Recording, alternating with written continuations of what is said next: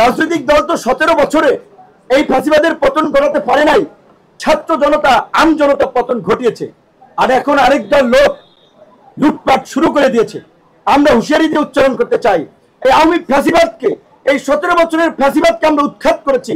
আজকের এই নব্য লুটপাটকারীদেরকেও আমরা কিন্তু বাংলার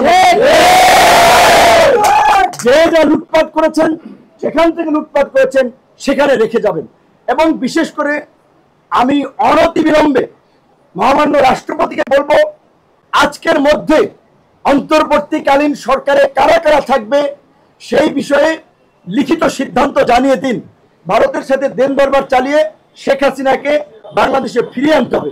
এই গণহত্যার জন্য শেখ হাসিনার বিচারের মধ্য দিয়ে বাংলাদেশে দৃষ্টান্ত স্থাপন করতে হবে যে জনগণের বিরুদ্ধে গিয়ে এরকমের গণহত্যা চালিয়ে কোনো ঘাতক সরকার রক্ষা পায়নি। একই সাথে আওয়ামী লীগের এমপি মন্ত্রী, আওয়ামী লীগের এই লুটপাট এবং এই ফ্যাসিবাদের সাথে যারা জড়িত ছিল, অনতিবিলম্বে তাদের অ্যাকাউন্ট ফ্রিজ করে দিতে হবে, যেন তাদের অ্যাকাউন্ট থেকে বেনজিরের মতো টাকা পয়সা যেন সরিয়ে না নিতে পারে।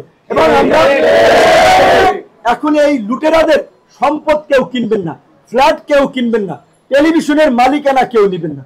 এই লুটেরাদের সম্পদ রাষ্ট্রীয়ভাবে আপনার এটা বিক্রি করে নিলামে তুলে এই আন্দোলনে যে যারা আহত হয়েছে, নিহত হয়েছে, তাদের পরিবারকে ক্ষতিপূরণ বলছি যে ওদের সম্পদ আপনি অল্প টাকায় কিনে নেবেন, এইটা কেউ করবেন না।